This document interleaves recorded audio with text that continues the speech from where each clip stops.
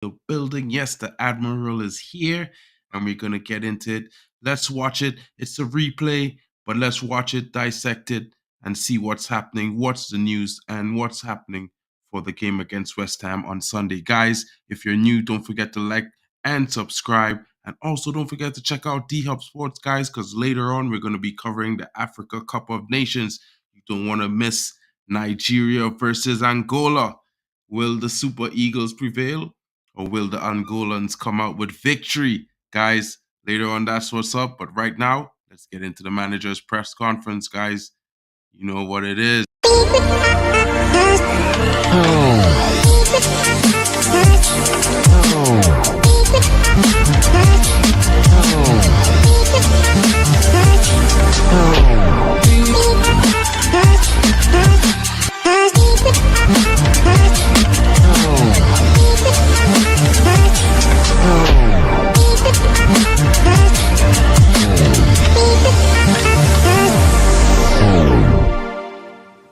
And guys, you know what it is. I got the big man in the building. Big up to you, Drex. What's going on, my bro? Mute. Yeah, sorry about that. How you doing? I'm all right. How you doing? You good? Yeah, bro. My heart was racing late last night. I woke up the neighbor, pissed off the missus. You know how it goes sometimes, bro. Celebrating football, the drama. Oh, Last yeah. night was a lot, bro. I couldn't contain myself. I gotta do better. But you know what it is? Let's get into the presser, bro. We'll chop it up after and have the discussion. What do you think? Let's just get right into this and see what's going on as I bring it to the stage.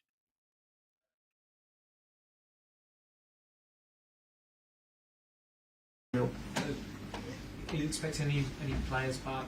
Amber back, given that he's not in Africa anymore? Yeah, Soufiane will return Saturday in the training. Yes, and Ty and Mason Mount, I don't expect them back, but Victor Lindelof, I think he's on his way back. Yesterday he trained with the team. We have to see how far he is. Simon. Eric, the transfer window is closed now. A number of players have gone out on loan. You've been unable to sign a striker after Martial's injury. Are you confident you have the strength in the squad to achieve what you need to and want to achieve this season? So I think that's not a secret. I wanted a striker extra because with the injury of Martial, we don't have really their backup. But it was not possible because we have to match the FFP rules. What can Amari Folsom offer? Now we have Omar, we have Amad Diallo. Of course we have Rashford who can play there. But I think for the rest, all the positions are occupied. But yeah, we have to be a little bit creative if it's up to the number 9 position. Right. Hi, Eric. Sorry I missed this before. Did you mention Armand Saka in the injury update? Yeah, sorry, no. He's also on his way back and he could be available, but I don't think he will make it for Sunday. But I'm not sure in this moment. What is the injury? Oh, there's a problem in his leg. What sort of problem? No, it's personal, you know, eh? Sorry. Martinez had a bit of ice on his foot at the end. Is there anything to concern there, or is it just a precaution?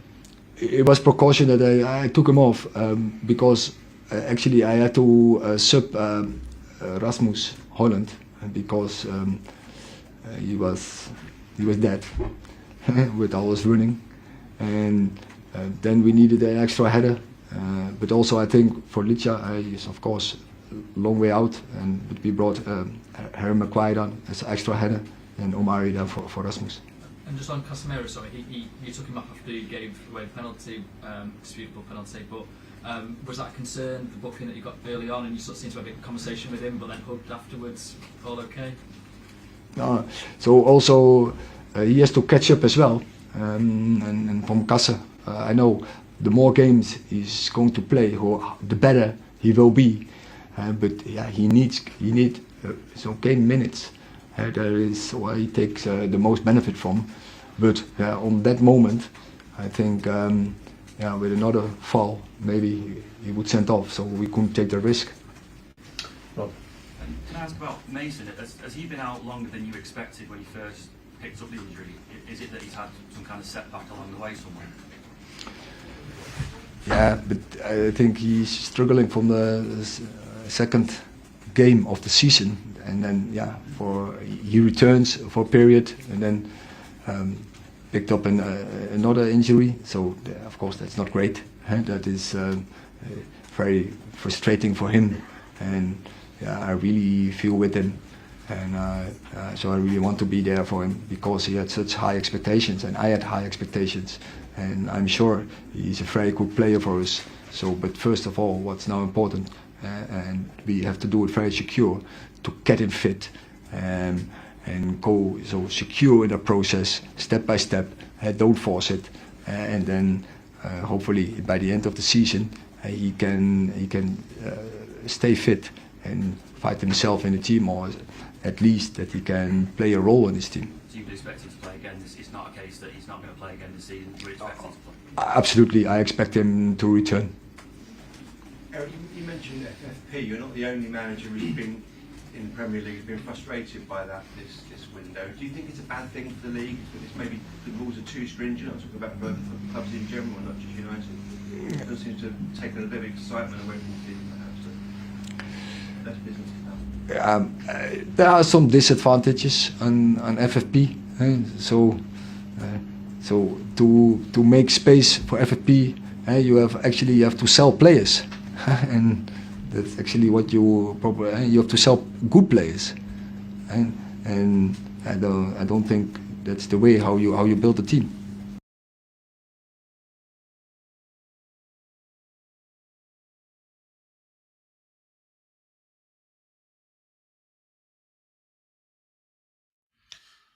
Wow. What are you thinking about that, my bro? Oh, the first thing I heard, and which just gave me a smile when I heard it, was the fact that Alicia's substitution yesterday was more of precautionary than actually anything serious. So yeah, that's a positive. And also when he said, because yesterday I was saying, why is he taking Rasmus off, right? Why is he taking Rasmus off? We needed a striker, and think towards the end of the game, the last 10 minutes plus the added time, which was 10 minutes, right? There were spots where if we had a striker, Anthony would have at least given it to him and all of that. That movement, that Rasmus movement, right? One second. That Rasmus movement wasn't there. So yeah, but he cleared that and said it was more of Rasmus was like his tank was empty, if you know what I mean. Like he I think he used the word, it was there, something like that, right? But his tank was empty, you could tell. So he needed to just bring in he needed to bring in something, right? So yeah, so then also he went to the Casemiro thing.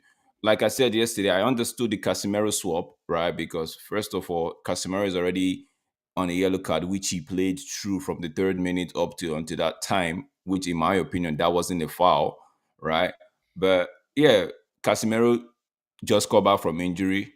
Casemiro just come back from injury, and he needed to, like we all know, he likes to manage his players, right? So, and don't forget, when a lot of people are saying, okay, Casemiro's change, he was the one that Omar was saying Casemiro was the only person that could be able to do what he was doing, because when he brought on McTominay, he couldn't do that, right?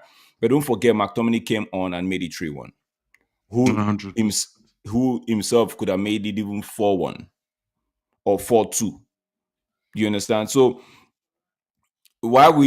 that's the different dynamics or dynamism of the different players we have, right? But is the McTominay the one to do the Casemiro's job? No, 100% no, right? So on that regard, I understand when people are saying, "Oh, that substitution killed it," right? But it is what it is. It's 3-1. The man brought in defenders to show up the defense, right? And those guys went 3-2, right? So, I think it was 3-2 when you brought them on. And I'm looking like, okay, 3-2, 6 more minutes to go. We had a corner kick. Should they have gone to actually do anything in terms of trying to nick a goal? Why didn't you send somebody, leave some persons back? Which they had people back. If Anthony held onto that ball properly, we won't be losing that ball and they won't be considering that third goal. If because people tend to blame it on Ten Hag and say, why didn't he tell some people to stay back? But that's footballers' intelligence. That's where the manager doesn't have to spill the beans all the time. That's where your professionalism and your experience comes in and say, you know what, send the younger ones or the likes of myself and although we are tall, right? Let's stay back. No, Maguire go up because I think Johnny Evans was in at that time. Maguire go up, if I'm not mistaken. Myself, I have the pace to at least cover if there's any counter attack. And I have Luke Shaw, pull Luke Shaw to myself and be like, Luke Shaw, no, you're staying with me. Let the other people go up and do. That's where experience comes in. I know that somebody will say the manager should be shouting, and man, that's where experience comes in, right? Who would have thought that Onana wouldn't have at least tried to make, because first of all, that ball was on the player's left side. You know for sure he's not going to cut back into his right because his right hand side was blocked already, right? So I don't know, but all in all, he's cleared a few things that happened yesterday by not even addressing it directly, indirectly addressing it. So fair play to him. Like he said, he wanted a striker, but we all know he stated FFP as the reason, right? But that we couldn't get a striker. He also said that they tried to move some players on to make, but we already knew this. Motor came out. Motor came somewhere back end of November and said the January transfer window was going to be dead. That's the only thing Motor knows how to do. So we already knew something like this was that was before they announced takeover. I remember Motor gave that speech and said January transfer window was going to be basically dead. So it is what it is. We just have to hope that the players that we have now stay fit, stay injury free, and yeah, keep it going until the end of the season. They can make it. They just have to win. They just have to put in the fight and not lose. Win every game, I would say, but don't lose no more than 2 or 3 for the second half of the season. Don't lose no more than 2 or 3, because who's to say the top 4 wouldn't drop points?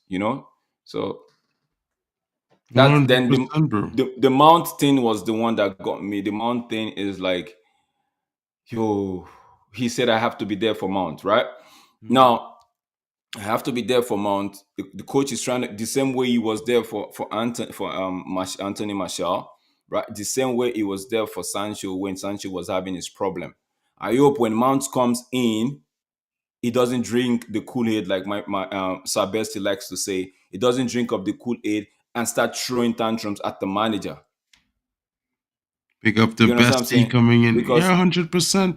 The manager knows how to look out for these players when they are injured, but when they are back, all of a sudden, their their agent or themselves, they want to start acting like, okay, I'm fit, I should play. Yo, bro, you've been injured and the manager has been the firing line defending you guys. I know you're injured, there's nothing you could have done, but this manager has been taking heat left, right, center.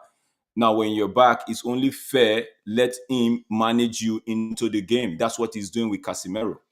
It's the same thing. Like, look, he's in the firing line right now when it comes to Aaron Wan-Bissaka, and he's talking about his injured personal problem with his leg, Maybe it's a muscle issue, You know what? How it is for these guys. Ten Hag doesn't like to actually give the details of the injury, so it keeps everybody guessing, which in my opinion is good.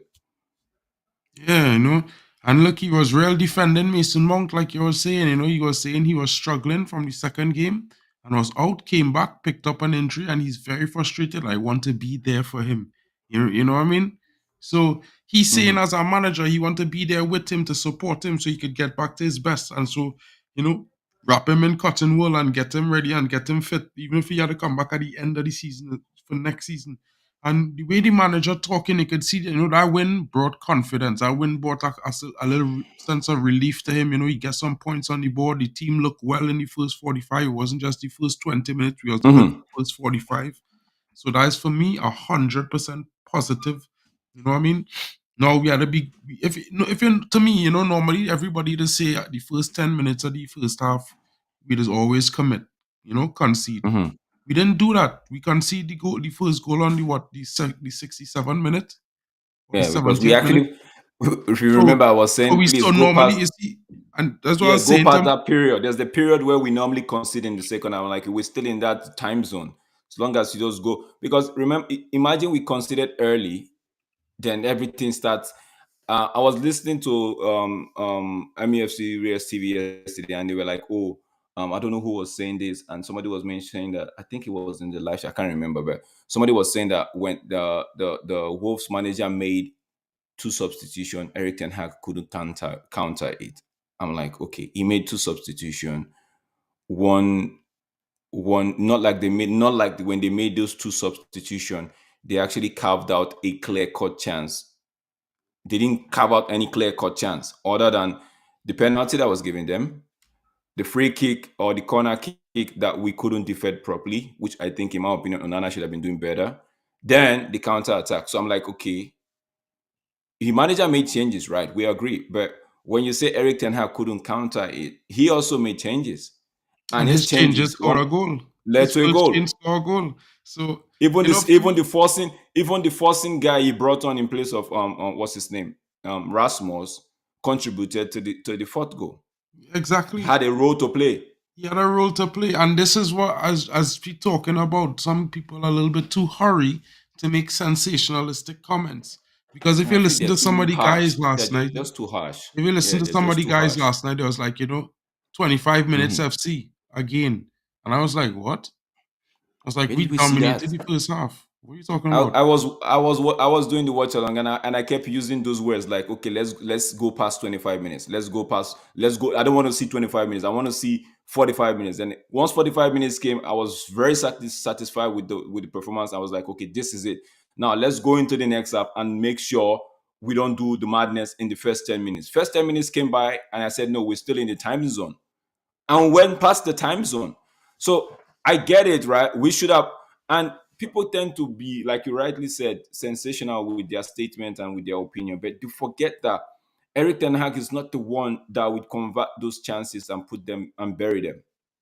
These players have to be the one converting those chances and putting them away. If Bruno had put that his chance away at 3-0, or if they had put most of the chances other than the two offside, I knew we still had two other chances, right, in that first half. If we had put them away, big up yourself, never miss Rob. If we had put them away, yeah, I won't be talking about all of this. I get people's frustration, right? But it is what it is, man.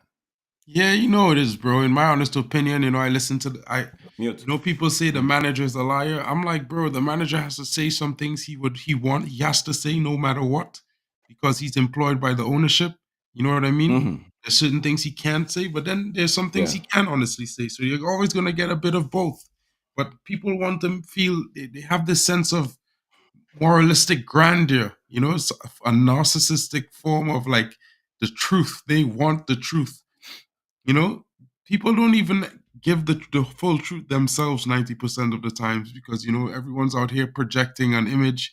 And for me, it's like, yo, just let the manager live, bro.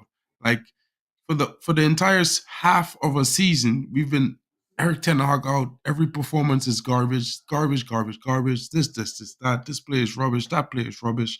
This one, let's get this one. Let's play this one. Let's try this one. Let's get this one. Let's play this one. And for me, it's like, bro, since when are football teams not Mm-hmm. allowed to have a bad run of games? Since when are players not allowed to have a bad run of form? Since when is this happening in the real world? You know what I mean, bro? I'm not trying to lower the standards, but I'm Sometimes. saying it was just one of those things where, we were implementing a new system. Everyone could see he's sticking with his system, which is the 3-1-6 that everyone hates, right? And he's sticking with it, and he's coaching the players to play it. And the improvements were coming little by little by little by little by little. And some of the performances, they weren't great.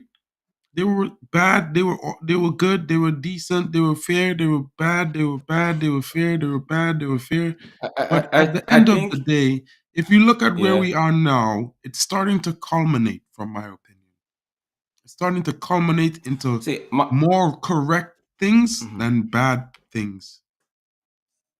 The players look a little bit more in my like in they my know what they're my doing now. take is I think somebody has spoken to them.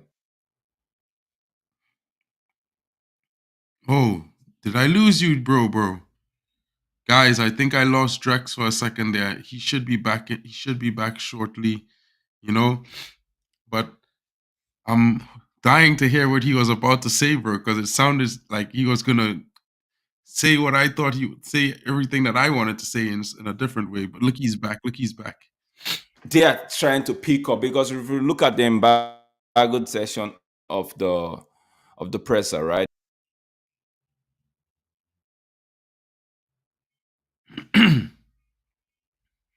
Bro, lost Drex again. GB, that's what I was saying.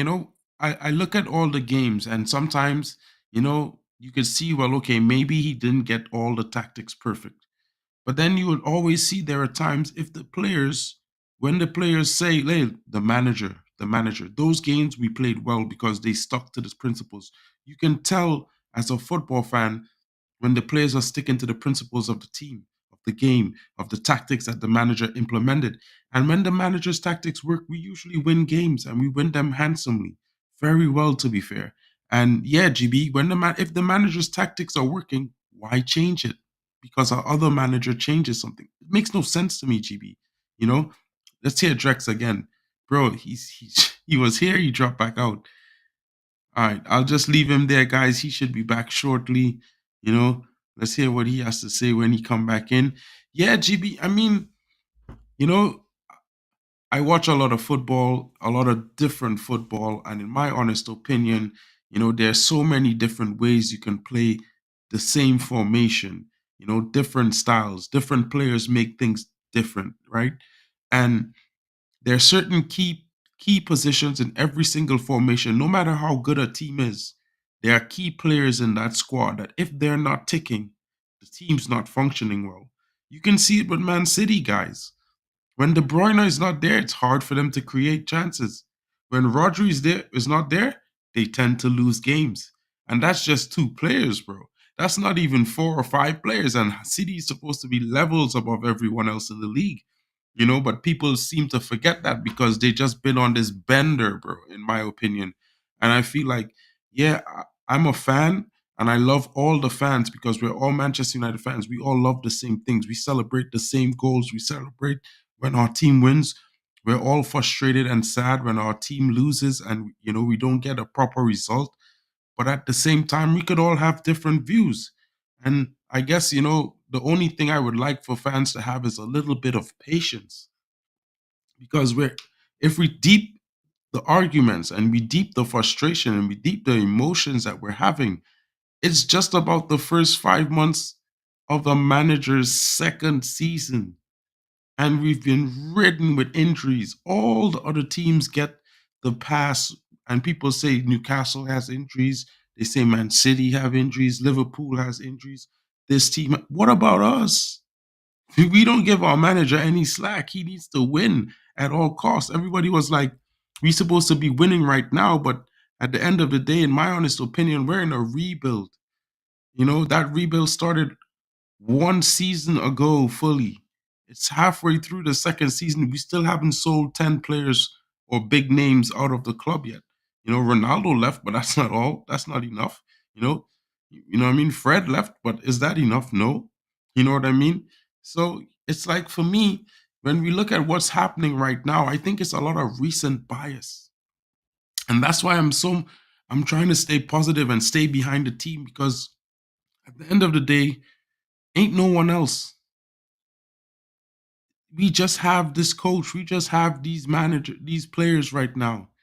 And at some point, you need to support these guys. You need to let these guys know, listen, we're backing you to the hill because we want them to win. We want them to back this badge and play for the badge every single game. But yet we're out here criticizing them worse than the rivals, guys. You know, man, we need to deep it really, guys. As crazy as this sounds, maybe the injuries were a blessing in disguise. The players are coming back fresh while other teams are tiring. GB, this happened to Liverpool last season, bro. And I'm saying to you, bro, I just find like with the steady, like for me, the like I said before, GB, the performances got better by better, very little, by little bit, little bit each and every time. And now it's starting to culminate. And if we can continue with these performances going forward, I'm pretty sure,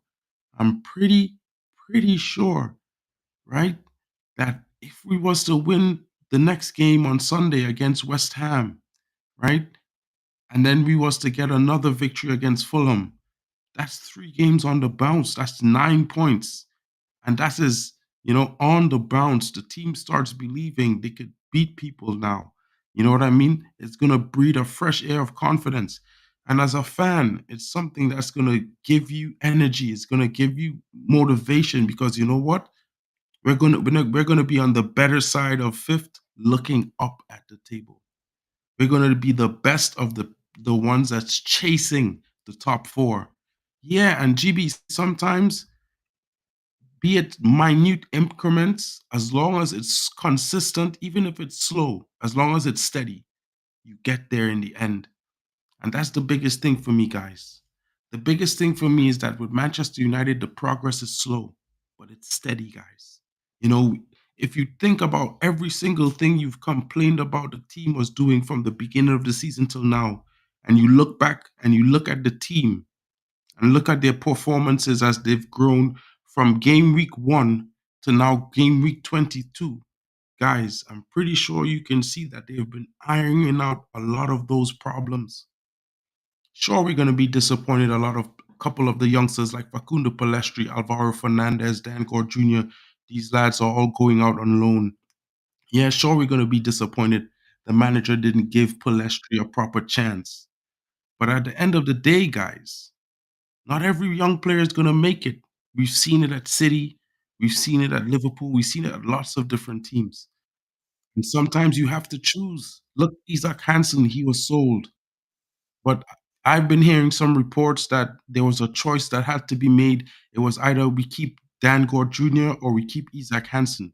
And I'd say this, I don't know if anyone might be mad, but I'd always keep Dan Gore Jr. I've seen him play next to Kobe Manu, and that, my friends, is the next gem that I'm going to bring to you. Because I've been telling you all about Kobe Manu since before he even came off of injury, right? And look what he's doing now. And I'm telling you guys now, you're not going to be as excited to see Dan Gore until you see him play next to Kobe in our midfield. And when you see that happen, guys, trust me, you're in for a treat, right? Because they're like twins on the football pitch. Look, Drex is back, guys, and he's coming here to close the show. GB, 100%, bro. Oh, sorry, guys. I lost the internet right there. So saying, right, this feels like Bradford or somebody has spoken to these guys and they need to get on with the program. It's people tend to say Eric Ten Hag's job is on the line, rightly so, but also the players, most of them know that if they don't perform, they between now and the end of the season, it's looking peak for them. It's looking tough. Like some of them might not get a contract renewal or an extension, or even they might be sold. Might not be this summer, but for sure next winter window. So it is what it is. We just have to hold on, and we just have to we just have to GB come in and say, God, the new post goes.